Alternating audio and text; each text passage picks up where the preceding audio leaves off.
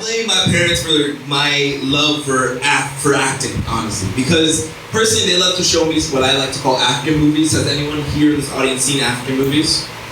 I know of them. No? Oh, wait, what? You've seen African movies? Yes. Wow. Okay, which ones have you seen? Name one. I've seen the one where like it's guys in a helicopter and it looks like they're in cardboard and they fly over a city.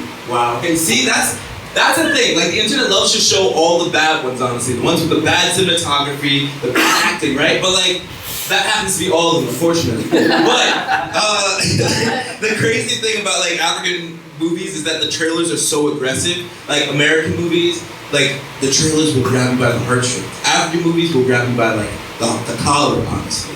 They'll be like, Mrs. Doubtfire starring Robin Williams, buy a copy now! And I'm like, Uncle Jerry, is that you? It's so nice, it's so wholesome. And like what I love too is that they always say like the full name of the artist or of the actor. So no matter if it's like a big name film with huge stars, he'll always say the full name and it always throws you off.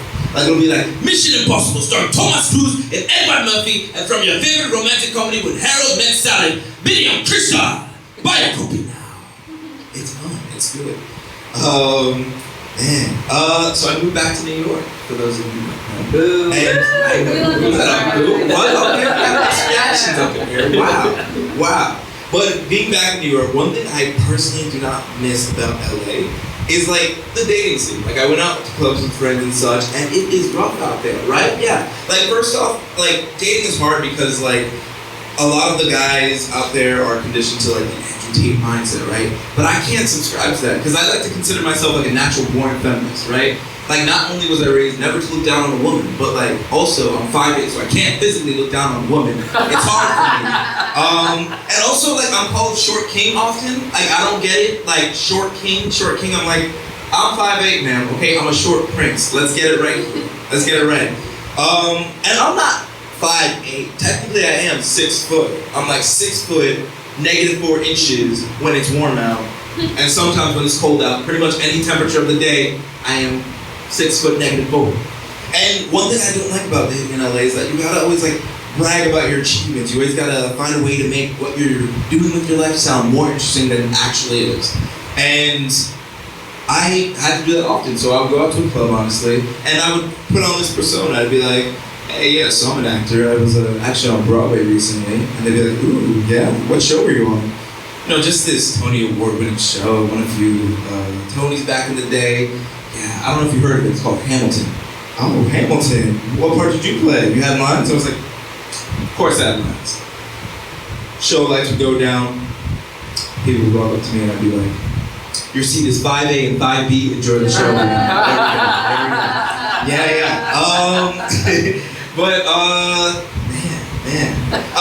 Like one thing that I also don't like about LA is that a lot of women go to the plastic surgery route. Like I love natural beauty. Natural beauty is my favorite thing. I don't think people should be going into plastic surgery. One, because women, y'all look beautiful without it. But number two, with like the bronze skin and like the inflated lip augmentation, I just feel like y'all are trying to cosplay as me, and it makes me feel a specific way. Yeah. And like also, can we like retire the word narcissist? I feel like narcissist is just thrown around any way, any day, honestly. And like, I feel like people in LA love to say it. It almost feels like their second favorite N-word. And like, strike two on just the, yeah, it's wild. It's wild. Ooh, we're gonna try some new material tonight. Yeah. Ooh. Okay, so my mom's on Instagram, and I realized that that's not cool anymore. So I had to find like a new social media app. What are we using nowadays? What are we using? Instagram. No. TikTok? Okay. Cool. Raya. Okay. Venmo? Wow. Well, you know what? That's my new favorite social media app. I like Venmo.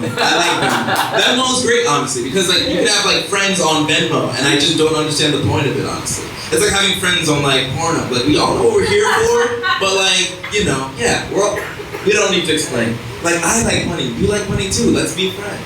But like the thing about what I really like about Venmo is that like you can always see like people's like notes all the time, right? Like you can see like when they're spending money. So if someone owes you money, you can call them out on that shit. Like last week I was grabbing drinks with friends, And then I was like, oh, so Brian, you couldn't pay me back for that drink last week, but you can pay for your mother's medical bill. I'm so sorry. Take your time, man. I'm so sorry about that. I decided to do the same tactic, honestly. I decided to, start like disguising, my Venmo memos with anything sad, honestly. So, but I gotta be careful because I'm getting a little too reckless with it. Like last week, I paid my friend Brian, who happens to be Caucasian. I paid him for reparations on the note, and it did not pan out well, honestly. It did not pan out well. Oh man. Well, okay. Like, I want to get serious for a moment. So, like I said, my parents immigrated here from Ghana, and I feel like in the U.S. it's just crazy out there with immigration. The tensions are getting crazy. It's really sad that people are blaming, Latinos and Latinas for, stealing jobs in the country. I think it's so wrong that people are getting targeted just because of how they look and because they immigrated here for a better life, honestly. And it's really horrible. And I have so much respect for the people there marching on the streets, fighting for human rights, honestly, because it's a very important issue. Let's give it up for them. Let's give it up for them. Yeah. Like, no group should be targeted, because they're accused of stealing jobs. Except Black British actors. Let's get down to the business here. Like, they're taking my roles and I feel a way about it. I really do. Like last week, I lost a role to a Black British actor, and I decided to be the bigger man. We were in the audition room together, they gave him the part, and I was like, oh my God, Theodore, that's amazing. When's the show go up? And he said, oh, it actually goes up 6 p.m., August 17th, at the Pantages Theater. Will you be there? I'm like, of course I'll be there, man. I ran outside, grabbed my phone, I said, hello, Ice, what do you happen to be doing 6 p.m. August 17th at the Pantages Theater? Wear something nice. But the reason why I'm a little desperate is because it's hard as a Black rising actor to get good roles, honestly. It's really hard. I like to summarize the experience and the types of roles that I get as a Black actor by the 3 G's, right? You got gay, you got gangster, and you got good slave, basically. That's all I get. And I'm like, who's writing these roles? Tyler Perry? And it's I come from the suburbs of Long Island, honestly, so I don't have any relation to the gangster lifestyle, honestly. I honestly thought for the longest time, French Montana was Hannah Montana's cousin from Paris, and it took me a long time for that. You get the best of both worlds,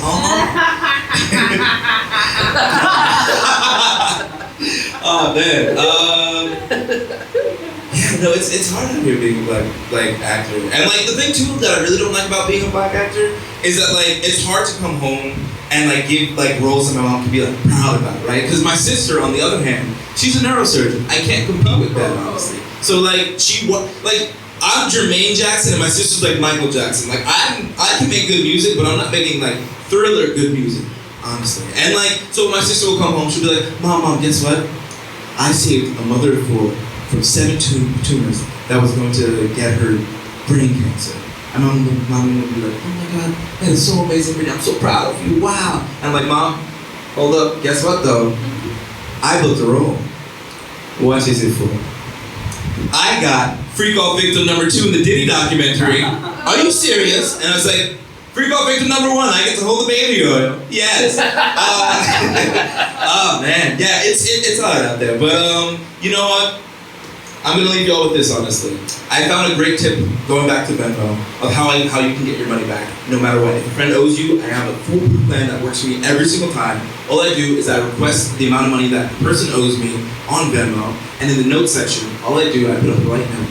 I say, dear American, if you send me $500, I will send you $5,000. Thank you so much, y'all. I appreciate y'all. Y'all been great. Y'all been great.